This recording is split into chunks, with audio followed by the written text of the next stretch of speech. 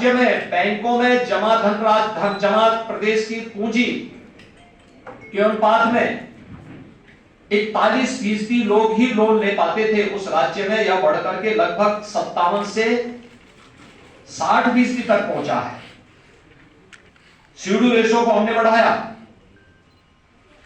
MSME sector में व्यापक पैमाने पे लोन उपलब्ध करवाया, ट्रेनिंग के कार्यक्रम चलाए, तकनीक को बढ़ाया, और जब देश की प्रतिष्ठित संस्था ने इस सीएमआई ने जब उत्तर प्रदेश की अनएम्प्लॉयमेंट रेट की तुलना की तो 16-17 में जो लगभग 18% था, आज वह 3% पर आया है। यह किसी भी राज्य के लिए और उत्तर प्रदेश जैसे राज्य के लिए एक उपलब्धि कही जा सकती है। मित्रों, इसमें बहुत कुछ सरकार ने इन 5 वर्षों में डबल इंजन की भारतीय जनता पार्टी की सरकार ने किया है, लेकिन ये यात्रा जो प्रारंभ हुई है यहीं पे संतुष्ट करने वाली नहीं होनी चाहिए। इसमें प्राप्त होने वाली सफलता हमें आगे बढ़ने के लिए तो प्रेरित करेगी, लेकिन उससे हम प्रफुल्लित होकर के आत्मसंतुष्टि लेकर के बैठ जाएं, इससे काम नहीं चलने वाला है। करने के बाद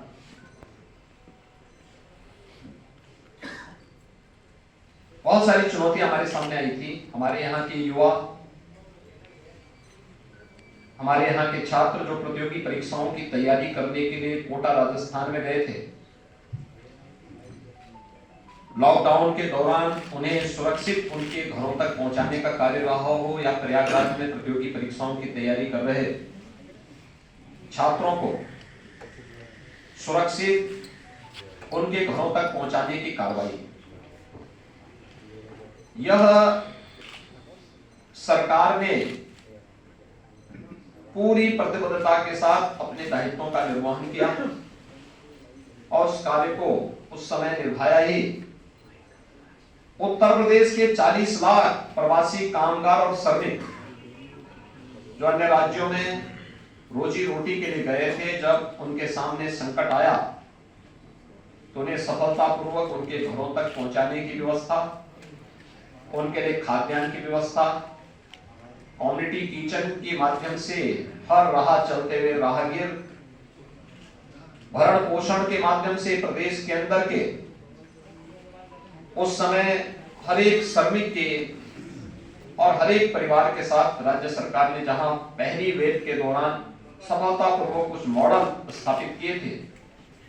तो सेकेंड वेव के दौरान ऑक्सीजन की क्राइसिस के फलस्वरूप प्रधानमंत्री जी के आह्वान पर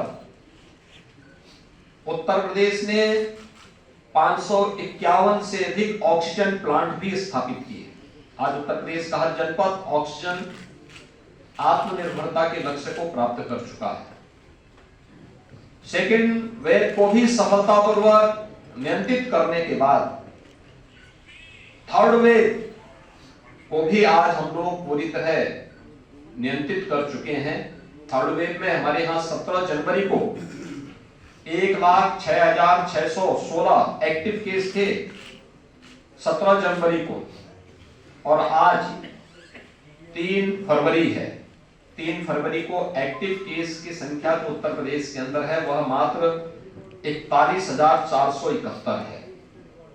आप देख सकते हैं कि पिछले यानी 60,000 से अधिक मामले कम हुए हैं पिछले 15 दिन के अंदर। देश के अंदर सर्वाधिक कोविड टेस्ट करने वाला राज्य उत्तर प्रदेश है। 10,47,06,600 से अधिक कोविड टेस्ट अब तक उत्तर प्रदेश के अंदर सफलतापूर्वक संपन्न हुए हैं, और कोविड की थर्ड वेव के बारे में जो आशंका थी, इस आशंका को भी उत्तर प्रदेश सरकार ने सफलतापूर्वक नियंत्रित करते हुए जीवन और जीविका को बचाने के कुछ मॉडल खड़े किए हैं। कोरोना जैसी महामारी भी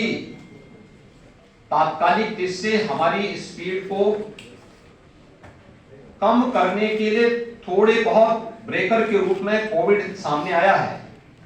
लेकिन उस सब के बावजूद आज मुझे बताते हुए प्रसन्नता है कि विगत 5 वर्ष के इस यात्रा के दौरान उत्तर प्रदेश ने कुछ मील के पत्थर भी गड़े हैं। खासतौर पर उत्तर प्रदेश देश की आबादी का सबसे बड़ा राज्य, 5 वर्ष का कार्यकाल जब हमारी सरकार अपना पूरा कर रही है तो स्वाभाविक रूप से 5 वर्ष पहले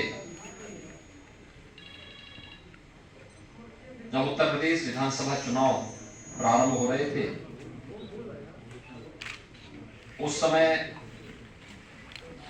उत्तर प्रदेश की जनता के सामने भारतीय जनता पार्टी ने कुछ संकल्प लिए थे। उन संकल्पों की दिशा में पिछले 5 वर्षों में भारतीय जनता पार्टी नेतृत्व की सरकार ने क्या कुछ किया है उसकी रिपोर्ट देना भी ये मेरा परम दायित्व है और अपने उसी परम दायित्व का निर्वहन करने के लिए आज हम सब यहाँ पर मैं अपनी टीम के साथ आपके बीच में उपस्थित हुआ हूँ। वार्षिक ही बन पाई थी। आज यह वार्षिक आय, प्रति व्यक्ति आय जो वार्षिक है, यह हम लोग 94,000 तक पहुंचाने में सफल हुए हैं। 2015-16 में उत्तर प्रदेश का जो वार्षिक बजट था वह मात्र 2 लाख करोड़ के आसपास था। कोविड-19 के बावजूद यह वार्षिक बजट 6 लाख करोड़ तक पहुंचने में सफल रहा है और सफलतापूर्वक इन कार्यक्रमों को आगे बढ़ाने के साथ ही उत्तर प्रदेश ने कुछ अन्य बातें इस दौरान तय की। खासतौर पर निवेश के एक सबसे अच्छे गंतव्य के रूप में उत्तर प्रदेश स्थापित हो, इसके लिए व्यवसाय की सुगमता यानी ease of doing business, ease of doing business में 15-16 में उत्तर प्रदेश देश के अंदर 14वें स्थान पर था। यानी देश और दुनिया का कोई भी निवेशक अगर उत्तर प्रदेश के अंदर निवेश करने का इच्छुक रहता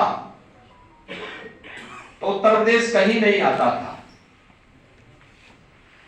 क्योंकि उत्तर प्रदेश कोई भी निवेशक होता वो पहले टॉप के जो 3 राज्य होते हैं उनको चुनता है। उत्तर प्रदेश का स्थान 14वें स्थान पर था। आज मुझे बताते हुए कि हम लोगों ने जो रिफॉर्म किए, व्यापक रूप से तकनीक का उपयोग करके निवेश मित्र जैसे पोर्टल की स्थापना करके तमाम सेवाओं को ऑनलाइन की, सेक्टोरियल पॉलिसीज बनाई, आज परिणाम है Uttar Pradesh ease of doing business में आज देश के अंदर नंबर 2 स्थान पर है। यानी देश और दुनिया का कोई भी निवेशक होगा, अगर उसे देश के अंदर कहीं निवेश करना होगा तो जो 3 महत्वपूर्ण गंतव्य उसके सामने होंगे उनमें से उत्तर प्रदेश एक होगा और वह आसानी से निवेश वहां पर करेगा।